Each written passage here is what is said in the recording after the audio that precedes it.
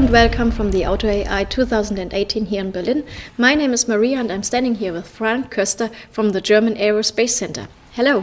Hello, nice to meet you. Nice to meet you too, and thank you for participating in this interview. For starters, can you briefly introduce yourself and the field of research you're doing? My name is Frank Köster. I'm at the German Aerospace Center in the Institute of Transportation Systems. And we are striving for the new mobility, which is automated, connected, where we have multimodal transportation systems.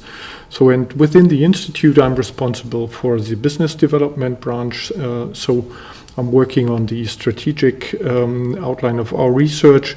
And also I'm responsible for some of the bigger projects like our test beds and test facilities, which we have in Germany. What fascinates you about autonomous driving?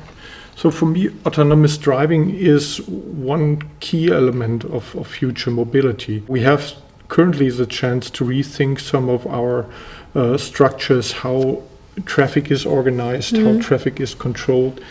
The human currently has all the responsibility for safety and some of the aspects of efficiency also.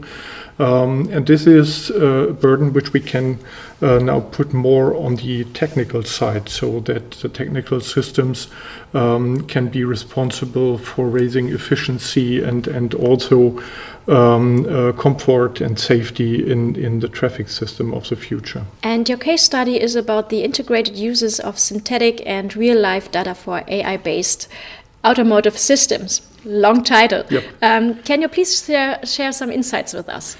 Yeah, this is one aspect we are currently working on. For many years, for us, it's important not just to work on the functions so that we can show here's a car and we have some autonomous driving functions and you can see it. Our intention is to talk more about the quality of these systems and have a systematic approach for testing. And for many years, we're working on the topic of test facilities and also test fields in the region of Braunschweig. We have two of them. One is the application platform for intelligent mobility, and the new one is the test field Lower Saxony. These facilities allow us now to gain more insight in the natural driving behavior of people, the natural behavior of them in the traffic system. And what is of high relevance for us is to use these data to have, in the end, some models at hand, which are derived by analyzing this data, and then do some simulation studies where we can estimate the development of the system of concrete traffic situations under some of relevant circumstances like traffic density or misbehavior of some of the people.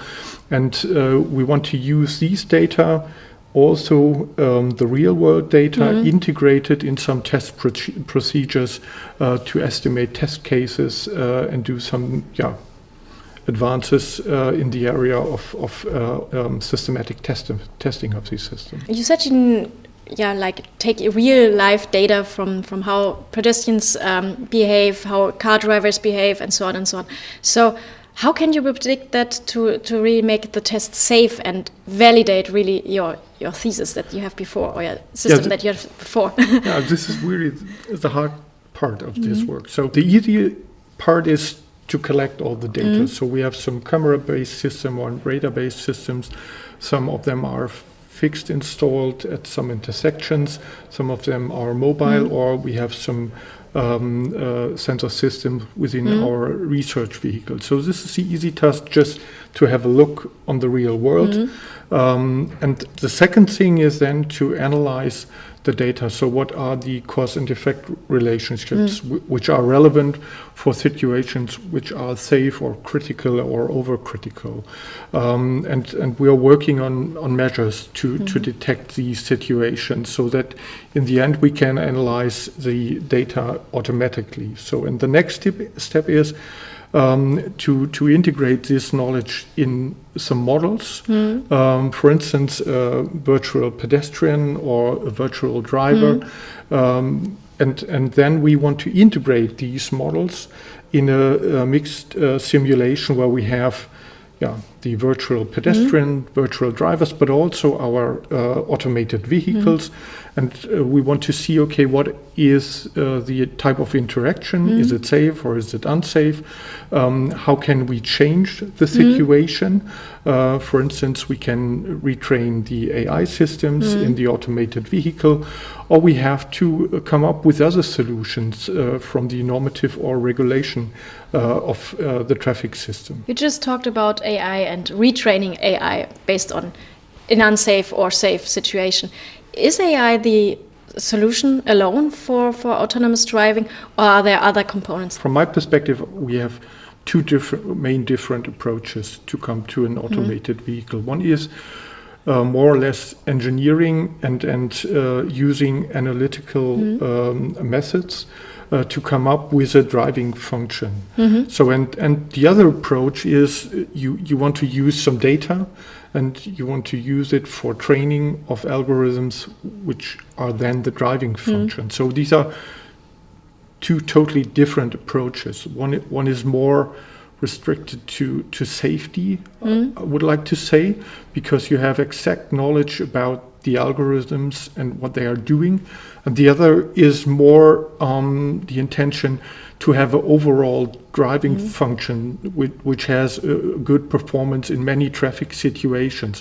But it's not that strongly related to some safety discussions. And currently we see that there are many ideas how to integrate these different approaches so that in the end you have an automated system which can deal with a wide range of traffic situations very quickly, but you also can discuss the topic of safety, and you can talk about the quality and the reliability of this system on public roads and in a more or less unrestricted area. Let's take a look into the future. What challenges and trends lie ahead of us? One big trend currently, especially here in Germany, is beside automation in the traffic system, is digitalization, so that we have technologies at hand which allows us not just to talk about the single vehicles and the single traffic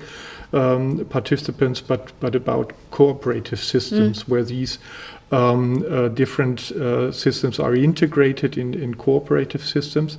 And this is for us currently one of the most challenging research aspects, that we are not just longer talk about the single automated vehicle, but also about cooperative vehicles which act autonomously or which are automated, but they can perform some coordinated maneuvers, for instance, cooperative lane change maneuvers, or we have cooperative systems which consist of the traffic infrastructure like traffic lights or whatever, and also the vehicles. How do you like the conference and the multi-touchpoint concept? It's really great to be here because on one hand you have all the excellent presentations which are very informative, and on the other hand I think it's always important to have some time beside the presentations to get in touch with the colleagues and discuss some further aspects, some details from the presentations, but also sometimes there are raised some other questions beside of that, and this gives here a really good playground to discuss about a wide range of topics in a very creative manner. So this is the good thing, I think, for this conference. That is what we're striving for. Thank you very much for this short interview, and I hope you enjoy the rest of the conference. Yes, thank you. Welcome. Thank you.